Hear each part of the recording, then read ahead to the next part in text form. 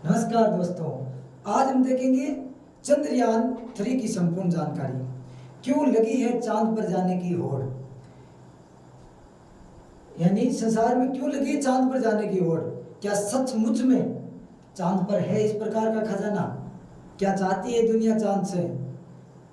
और वही चांद जिसकी कुछ आस्थाएं हैं और कुछ होड़ में लगे हुए हैं कि चांद पर है, क्या सच में है खजाना? यह है हमारा चंद्रयान 3। कौन सा? चंद्रयान 3। चंद्रयान 3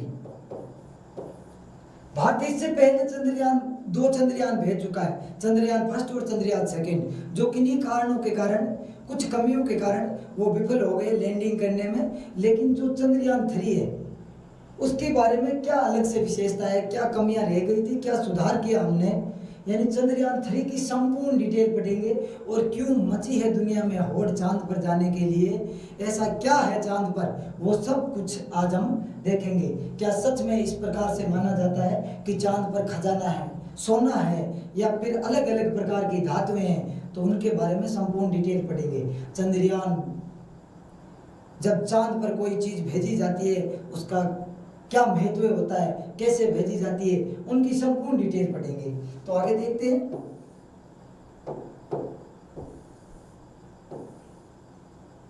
चंद्रयान 3, इससे पहले थोड़ा आगे देखते हैं।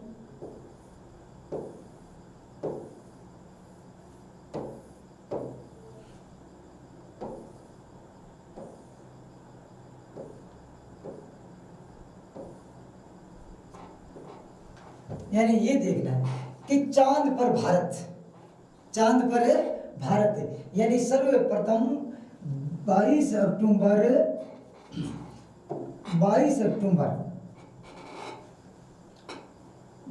अक्टूबर 2008 को भारत ने सर्वप्रथम चांद पर जाने के प्रयास किए खुद के सैटेलाइटों के माध्यम से। तो क्या सच में ये चांद पर पहला प्रयास था भारत का, या इससे पहले भी कोई प्रयास हो चुका है? तो इसके बारे में पढ़ेंगे। सर्वप्रथम भारत ने 22 अक्टूबर 2008 को कौन सा? चंद्रयान फर्स्ट लॉन्च किया था। कौन सा?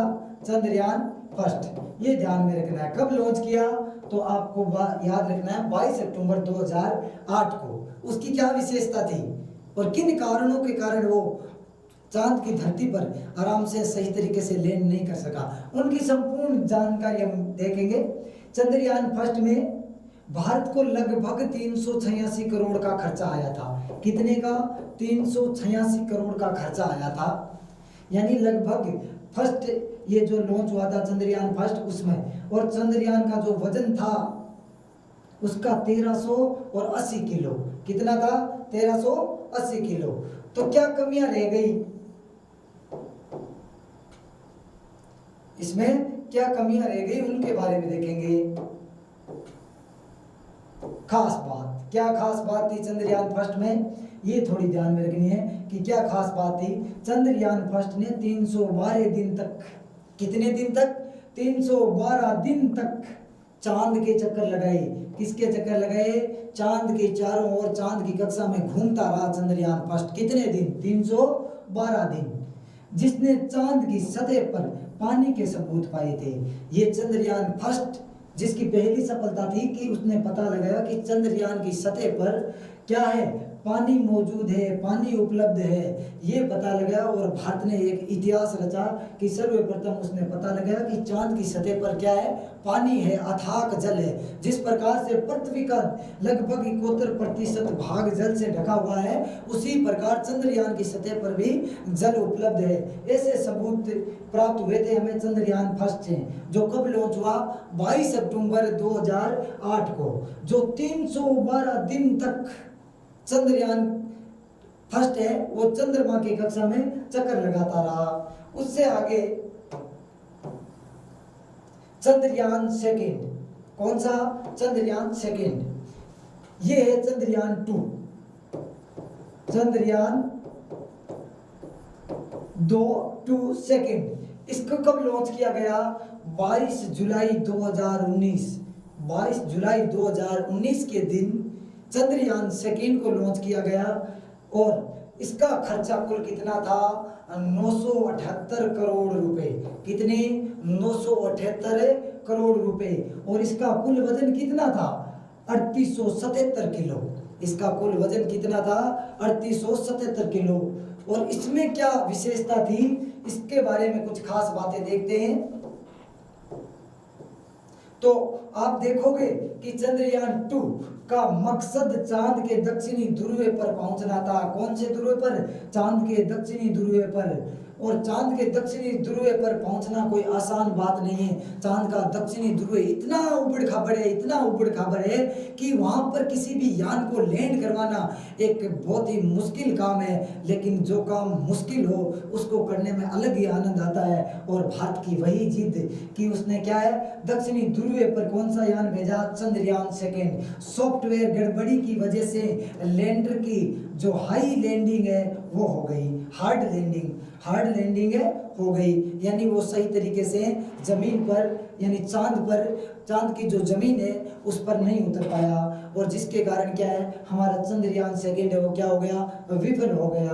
तो ये बातें ध्यान में रखनी है कि चंद्रयान सेकेंड कब लॉन्च हुआ, 22 जुलाई 2019। उसमें कुल कितना खर्चा हुआ, 978 करोड़ रुपए का खर्चा हुआ। लेकिन वो जाना कहाँ पर लैंड करवाना था, दक्षिणी ध्रुव पर। लेकिन लैंडिंग के समय जो आखिर के 15 मिनट होते हैं, आखिरी के कुछ पल, वहां पर थोड़ी गड़बड़ी की वजह से क्या है, थोड़ा वो लैंडिंग के समय चंद्रयान 2 है क्रैश हो गया, जिसके कारण ये सफल नहीं रहा। आगे देखते हैं कि चंद्रयान 3 क्या है, ये सबसे इंपॉर्टेंट। चंद्रयान 3 जिसको लॉन्च किया गया 14 जुलाई 2023 को, इसका खर्चा हुआ 615 करोड़ रुपए और वजन था इसको 3900 किलो। और इसकी खास बात क्या है, चंद्रयान 3 का भी मकसद वही है कि वो कहाँ पर, जहाँ पर पहले चंद्रयान सेकेंड जहाँ पर सही तरीके से लैंडिंग नहीं कर पाया था, वहीं पर फिर से प्रयास किए जा रहे हैं कि वहीं पर हम क्या करवाएंगे, इसको लैंड करवाएंगे और पहुंचना है। ऐसा हुआ तो पानी खनिज की मौजूदगी का क्या चलेगा, पहले पता चलेगा। क्योंकि पानी का पहले सतह पर पानी है, ऐसा हमें पहले भी पता चल चुका है। कब से, चंद्रयान फर्स्ट जब लॉन्च हुआ तो उसने क्या किया था, उसने ये पता लगाया था कि चांद पर, चंद्रमा पर सतह पर जल की मौजूदगी है। तो ये सारा था। अब क्या कमी रह गई, यानी चंद्रयान जो सेकेंड था उसकी क्या कमी रह गई, तो उसमें कुछ सुधार किया। जो कमी लैंडिंग के समय कोई भी जब यान या फिर चंद्रमा पर भेजे गए जो सिस्टम जो होता है उसमें क्या है कि आप देखोगे आगे आपको पूरा क्लियर समझाते हैं चित्र के माध्यम से।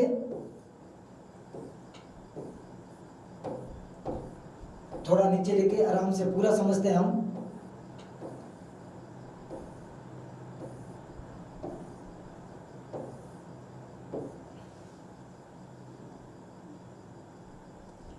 इसको थोड़ा ध्यान से देखो, क्या है, ये है एक विक्रम लैंडर और ये क्या है, प्रज्ञान रोवर। ये ध्यान में रखना है। ये क्या होता है कि ये एक प्रकार का इंजन है, प्रज्ञान रोवर, ठीक है। इसको ध्यान में रखो कि ये है विक्रम लैंडर।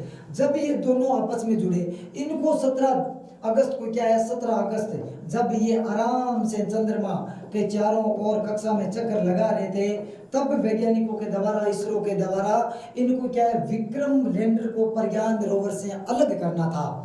ये एक मुश्किल घड़ी होती है। क्यों? क्योंकि इसमें लगभग ये चांस रहता है कि थोड़ी बहुत भी अगर गड़बड़ हो जाए तो क्या होता है कि ये आपस में स्पीड की वजह से टकरा सकते हैं, जिनके कारण क्या है, ये 17 अगस्त को हमारा जो एक और चांद की ओर बढ़ने का जो एक कदम और है वो सफलता की ओर हो गया। क्यों? इनको आराम से अलग कर दिया गया, जिसके कारण ये काम और भी आसान हो गया।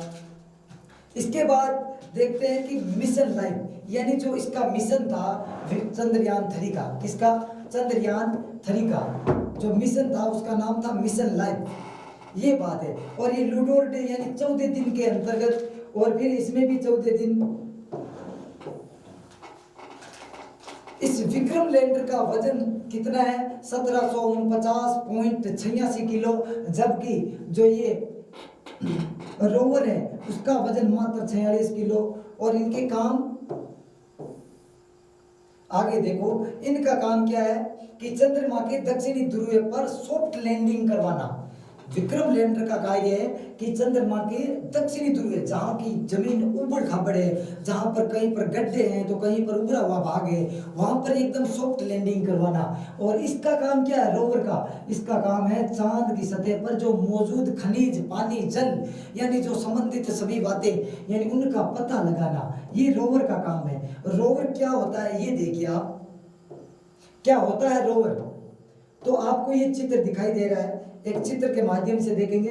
ये चित्र है, ये विक्रम लैंडर का काम होता है कि वो चंद्रमा पर इस प्रज्ञान रोवर को या फिर रोवर को एकदम सॉफ्ट लैंडिंग, आराम से लैंडिंग करवा दे। उसके बाद क्या होता है कि ये आराम से लैंडिंग इसकी इस प्रकार से, जैसे आपने देखा कि इनकी जो डंडियां होती है, जो इनके पैर होते हैं, विक्रम जो ये लैंडर है उसका काम होता है कि इनको सॉफ्ट लैंडिंग करवाना। जो चंद्रयान 2 है उसमें हमने गलती क्या की, इनकी जो सॉफ्ट, ये जो ताड़ियां थी, इनके जो पैर थे लैंडिंग करने के लिए, उनमें क्या हुआ, वो थोड़े मजबूत कम थे। और दूसरा, उनको 4 की बजाय 5 कर दिया गया। तो ये क्या है, कुछ कारण ऐसे थे जिनकी वजह से हमें असफलता मिली। लेकिन अब की बार क्या है, वैज्ञानिकों द्वारा या इसरो द्वारा इस प्रकार का पहले से ही संपूर्ण टेस्ट किया गया है, जिसको क्या है ऊपर से गिराया भी गया है। और उनको क्या, जो ये पैर थे लैंडर के, वो मजबूत किए गए हैं। अगर एक बार जमीन की गड्ढे के अंदर भी अगर लैंडिंग करनी पड़े तो भी किसी भी प्रकार की कोई नुकसान ना हो, इस प्रकार की तैयारी के माध्यम से इसरो ने क्या है, ये जो चंद्रयान 3 है इसको लॉन्च किया है। तो ये कुछ बातें थी जिनको ध्यान में रखना है कि चंद्रयान के बारे में, और पता होना चाहिए हमारा टारगेट है हमारा चंद्रयान 3। आपने सुना भी होगा कि रूस का भी एक जो लूना 25 है, वो भी क्या है कि कुछ आज कुछ खबरें मिल रही है जिनके कारण ऐसा माना जा रहा है कि लूना 25 है वो किन्हीं कारणों से क्या है लैंडिंग के समय असफल हो गया, जिनको असफलता का सामना करना पड़ा। तो अब संपूर्ण दुनिया की नजर हमारे चंद्रयान 3 पर है, यानी भारत के द्वारा जो लॉन्च किया गया चंद्रयान 3 है उस पर पूरी दुनिया की नजर है। और इसरो का ऐसा मानना है कि 23 अगस्त को, कब, 23 अगस्त को 6:04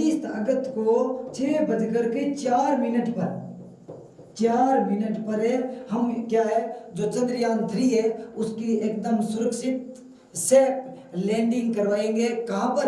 चंद्रमा पर, और चंद्रमा के दक्षिणी ध्रुव पर। चंद्रमा पर भी कहां? दक्षिणी ध्रुव पर। ऐसा इसरो के द्वारा ट्वीट करके बताया गया कि 23 अगस्त को शाम को, पहले इसमें टाइमिंग थोड़ी चेंज थी, 5:45 थी, 5:47 दे रखा था, लेकिन अब उन्होंने कहा है कि हम 6:04 पर इसको लैंड करवाएंगे। तो जो 23 अगस्त का समय है वो भारत के लिए एक इतिहास रचने का समय है। भारत वो मुकाम हासिल करेगा जो कि बड़े बड़े देश इसकी होड़ में लगे हैं, और हम आशा करते हैं कि हमारी ये सफलता सफल हो और हम इस मिशन में कामयाब हो। तो इसकी कुछ ये बातें थी। अब इसमें आगे देखते हैं थोड़ी इसकी ये चंद्रयान की इम्पोर्टेंट बातें क्या है उनके बारे में अध्ययन करते हैं। संपूर्ण जानकारी होनी जरूरी है कि क्या काम करता है और क्या है चंद्रयान और क्या काम है इसके। तो आगे संपूर्ण जानकारी देखते हैं हम, क्योंकि किसी भी, अब ये देखो आप, एक स्लाइड है उसमें देखो क्या दे रखा है कि 23 अगस्त को लैंडर मॉड्यूल, यानी ऐसा भी माना गया है कि आज रात, यानी लगभग आज रात से पहले जो हमारा चंद्रयान 3 है वो चंद्रमा की सतह से मात्र 25 किलोमीटर दूर रहा है। कितने किलोमीटर? 25 किलोमीटर। हम केवल एक कदम दूर है चंद्रमा के ऊपर लैंडिंग करने में। हमने बहुत बड़ी यानी एक सफलता और हासिल कर ली है कि अब हमारा जो चंद्रयान है वो मात्र 25 किलोमीटर दूर रहा है चंद्रमा की सतह से। क्या दे रखा है? 100 × 30 किलोमीटर के ऑर्बिट में घूमने के बाद लैंडिंग की ओर बढ़ेगा। यानी एक ऐसा माना जाए कि ये 23 तारीख क्यों इंपॉर्टेंट है। 23 तारीख क्यों इंपॉर्टेंट है इतनी? तो आपको पता है कि 23 तारीख तक, 23 अगस्त तक अभी समय चल रहा है, उसके हिसाब से 23 अगस्त तक यानी 22 अगस्त तक क्या है, चंद्रमा पर रात है। क्या है? चंद्रमा पर रात है। जैसे ही 23 अगस्त को चंद्रमा पर सूर्य की प्रकाश की किरणें आएगी, वैसे ही विक्रम लैंडर में जो लगे होते हैं सौर प्लेट या उसके ऊर्जा के माध्यम से वो अपने आप ऊर्जा पैदा करके वहाँ पर रोशनी के माध्यम से आराम से लैंडिंग करेगा। तो उसमें क्या दे रखा है, लैंडर 170 सेकेंड में 6.8 किलोमीटर से लेकर के 800 मीटर तक नीचे उतरेगा। कब? 23 अगस्त को, यानी 6.8 किलोमीटर यानी लगभग 170 सेकेंड। और लैंडर 7.4 किलोमीटर पर रुकेगा और 10 सेकेंड तक क्या करेगा, निरीक्षण करेगा। जो अपने सेंसर होते हैं उनके माध्यम से वो पता लगाएगा कि किस प्रकार से वहां की जमीन है, क्या ऊबड़ खाबड़ है, कहीं गड्ढा तो नहीं है। यानी वो अपनी लैंडिंग से पहले, जिस प्रकार ने आपने ड्रोन देखा है, वो लैंडिंग से पहले कुछ संकेत देता है। तो उस प्रकार से हमारे इसरो के वैज्ञानिकों के पास अगर वहां से कोई अलार्म बजता है, कोई घंटी बजती है, अगर वहां पर जहां पर पहले हम कोशिश करेंगे, अगर वहां पर लैंड करवाने में थोड़ी बहुत भी दिक्कत हुई, अगर अलार्म बजा तो क्या है, उसको फिर दूसरी जगह चेक किया जाएगा और वहां से क्या है 800 मीटर की ऊंचाई पर 12 सेकेंड तक रह करके फिर होल्डिंग करेंगे, यानी फिर से चेक करेंगे सेंसरों के माध्यम से क्या हम अब जहां पर है वहां पर आराम से इस समतल कक्ष पर लैंड करवा सकते हैं हमारा चंद्रयान। तो इसके बारे में पहले अगर चंद्रयान को लैंड करवाने से पहले, उतारने से पहले संपूर्ण डाटा कलेक्शन किया जाएगा। और उसके बाद देखिए, ये देखो, ये है चंद्रमा की जो धरती, यानी ये ऊबड़ खाबड़ कहीं गड्ढे हैं, कहीं उभरा हुआ भाग है, यानी जैसा हमारा पृथ्वी का धरातल है उसी प्रकार से लगभग क्या है चंद्रमा का धरातल है। तो चंद्रयान को क्या करना पड़ेगा, पहले समतल जगह की तलाश करनी पड़ेगी कि क्या समतल जगह है, क्या मैं आराम से लैंड कर सकता है हमारा चंद्रयान। तो उस प्रकार से पहले सेंसरों के माध्यम से हम क्या करेंगे, चंद्रयान के जो लैंड होने की सतह है उनका आंकलन करेंगे। उसके बाद हम आराम से चंद्रयान को क्या करवा देंगे, लैंडिंग करवा देंगे। और लैंडिंग करवाने के बाद हमारा जैसे ही चंद्रयान लैंडिंग होगा उसके माध्यम से फिर एक रोवर निकलेगा और वो हमें पता करके बताएगा कि चांद की धरती कैसी है, क्या वहां पर पानी है, खनिज है, अगर खनिज है तो कौन कौन सी धातुएं हैं, यानी संपूर्ण पृथ्वी की जानकारी। और जैसे ही रोवर चंद्रमा पर कदम रखेगा तो भारत के, इसरो के और जो अशोक स्तंभ है उसके जो चिन्ह है वो क्या चंद्रमा के ऊपर अपने आप ही बन जाएंगे। थोड़ा सा ये चंद्रयान पर या चांद पर थोड़ा देखना, ये क्या दे रखा है,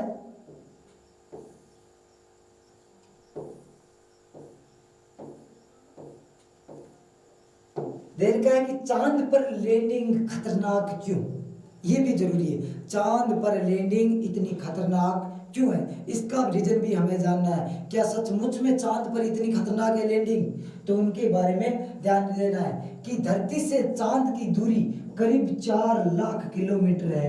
धरती से चांद की दूरी कितनी है, करीब 4 लाख किलोमीटर है। और धरती से मंगल की दूरी करीब 3 लाख नहीं 3390 यानी 3390 लाख किलोमीटर है। इसके बावजूद एक्सपर्ट का मानना है, किसका मानना है, एक्सपर्ट का मानना है कि चांद पर सॉफ्ट लैंडिंग मंगल से भी ज्यादा खतरनाक है। इसकी 3 बड़ी वजह है, यानी चांद पर लैंडिंग मंगल से भी ज्यादा खतरनाक है। इसकी वजह क्या है, वजह जानना जरूरी है। तो क्या है वजह, एक नंबर देखिए कि क्या है लैंडिंग में इतनी खतरनाक क्यों नहीं करवा सकते आराम से लैंड। तो ये देखिए, चांद पर वायुमंडल का न होना, यानी चांद पर क्या नहीं है, वायुमंडल नहीं है। यानी धरती पर कोई भी चीज लैंड कराना आसान है क्योंकि ये वायुमंडल है। और मसलन आप ऊंचाई से कूदिए और पैराशूट खोल दीजिए, वायुमंडल की वजह से आप धीरे धीरे धरती पर लैंड हो जाएंगे। यानी अगर आप धरती पर कूदते हैं, ऊपर से हवा से छलांग लगाते हैं और बीच में पैराशूट खोल देते हैं, तो वायुमंडल की उस हवा की वजह से पैराशूट के माध्यम से आप धीरे धीरे धीरे धीरे आराम से लैंड हो सकते हैं। लेकिन चंद्रमा पर वायुमंडल न होने की वजह से क्या नहीं हो सकते कि वो वायुमंडल न होने की वजह से हम पैराशूट का उपयोग नहीं कर सकते और धीरे धीरे लैंडिंग करवाना मुश्किल होता है। पहली वजह थी ये। आगे देखते हैं क्या है नेक्स्ट वजह।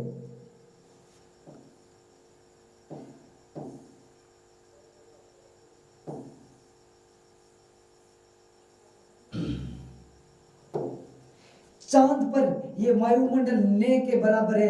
अगर वहां पैराशूट लेकर उतरेंगे तो इतनी तेजी से गिरेंगे कि बिखर जाएंगे।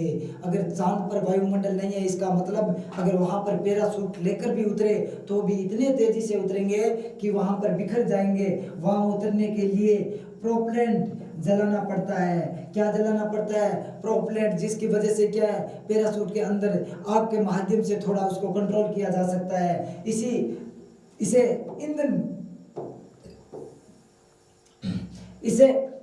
ईंधन को धरती से सीमित मात्रा में ही ले जाया जा सकता है, इसलिए गलती की गुंजाइश नहीं है। यानी जो आप जलाने के लिए ये प्रोपेलेंट ईंधन ले जाते हैं वो धरती से वहां तक ले जाने के लिए क्या सीमित मात्रा में ले जाया जा सकता है, अथाक नहीं ले जाया जा सकता। इसके लिए क्या करना पड़ता है, उसका जो उपयोग है वो भी एकदम सही तरीके से, वहां पर गलती करने की गुंजाइश भी नहीं रहती है। तो इसके बारे में आपने देखी, थोड़ी और देखते हैं। 2 नंबर पॉइंट ध्यान में देखना, क्या दे रखा है, चांद पर कोई जीपीएस नहीं होना। यानी हम यहाँ से जीपीएस के माध्यम से स्थान का पता कर सकते हैं, लेकिन चांद पर ऐसी कोई जीपीएस नहीं है जिनके माध्यम से हम धरती के आराम से उबड़ खाबड़ या फिर उसके लैंडिंग होने की पूरी पता लगा सके, लेकिन ऐसा नहीं है। तो आगे इसमें क्या है कि धरती पर एक्सपर्ट एयरक्राफ्ट जीपीएस से रास्ता पता कर लेते हैं। यानी एक्सपर्ट है वो एयरक्राफ्ट के माध्यम से जीपीएस पता कर लेते हैं, लेकिन चांद पर लोकेशन बताने वाला कोई सैटेलाइट नहीं है। चांद पर जो हमें लोकेशन बताए, स्थान का पता बताए, हमें सही जानकारी दे, ऐसी कोई लोकेशन बताने वाला सैटेलाइट नहीं है। ऐसे न हो तो लैंडिंग की पोजीशन का पता चलता है और नहीं हमें क्या सतह की दूरी का पता चलता है। इसलिए क्या लैंडिंग करना खतरनाक है। लोकेशन न होने की वजह से, जीपीएस सॉफ्टवेयर न होने की वजह से, यानी सैटेलाइट न होने की वजह से हमें ना तो धरती की दूरी का पता चलता है और ना ही वहां पर पोजीशन का पता चलता है, जिसके कारण हम आराम से लैंडिंग करवाना मुश्किल होता है। इसी कारण क्या है, चांद पर लैंडिंग करवाना बहुत ज्यादा मुश्किल है। आगे है 3 नंबर पॉइंट, चंद्रमा का साउथ पोल अजीब जगह। यानी जो आपने देखा हमारा साउथ पोल दक्षिणी ध्रुव है, चंद्रमा का साउथ पोल अजीब जगह है, दक्षिणी ध्रुव है, जहां पर कहते हैं ना जिन समस्याओं का सामना, इन कठिन समस्याओं का सामना करने का आनंद ही कुछ अलग है। ऐसा हो कि जो चीज कठिन है उसको आसान बनाना। इसरो का चंद्रयान 3 चांद के साउथ पोल यानी कि दक्षिणी ध्रुव पर लैंड करेगा। ये अजीब जगह है और यहाँ सूरज सिर्फ क्षितिज में होता है, यानी सूरज की कुछ ही किरणें पहुंचती है, इसलिए लंबी लंबी परछाई बनती है, जिसकी वजह से सतह पर कुछ साफ है नहीं दिखाई देता है। क्या ध्रुवों पर हमेशा सूर्य का प्रकाश कैसा जाता है, क्षितिज जाता है, तिरछा जाता है, छोटी किरणें जाती है, पूर्णतः प्रकाश नहीं जाता है। इसके कारण वहाँ की परछाइयाँ वो थोड़ी लंबी पड़ती है, जिसके कारण संपूर्ण स्थिति का पता सही तरीके से नहीं लगाया जाता है। तो इस प्रकार से हम आगे देखते हैं कि ये देखो चांद की धरती, ये जो दक्षिणी ध्रुव है, आपने देखा कि ये देखो इसमें क्या उबड़ खाबड़ है, कहीं से उभरा हुआ भाग है और कहीं से उपरा हुआ है, तो कहीं पर गड्ढे भी है। तो इस प्रकार से आगे है चंद्रयान 3 जरूरी क्यों, चंद्रयान 3 क्यों जरूरी या फिर जरूरी क्यों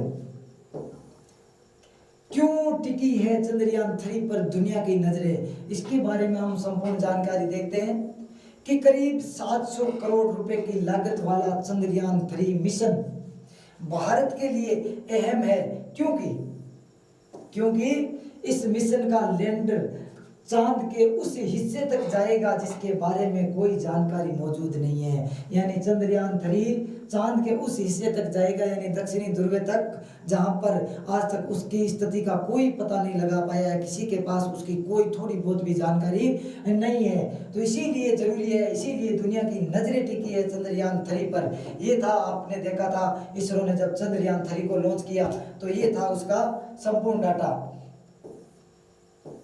ये अभियान चांद की सतह पर रासायनिक तत्वों, किसकी रासायनिक तत्वों, मिट्टी, पानी के कणों जैसी कृत्रिम संसाधनों का पता लगाएगा। हमारा चंद्रयान 3 इन कृत्रिम संसाधनों का क्या लगाएगा, पता लगाएगा। और चंद्रयान 3 के जरिए भारत अपने पड़ोसी चीन को स्पेस में एक तरफ बढ़ता नहीं, यानी बढ़ने नहीं देगा और नहीं देना चाहता, जो पहले ही अपने 3 अभियानों को मंजूरी दे चुका है। यानी चीन पहले ही अपने 3 जो अभियान थे उनको मंजूरी दे चुका है। इसलिए अंतरिक्ष में हमारे पड़ोसी देशों को क्या है, एक तरफा बढ़ने नहीं देना चाहता है भारत, और उनको अंतरिक्ष के माध्यम से भी उनको चेतावनी देना चाहता है।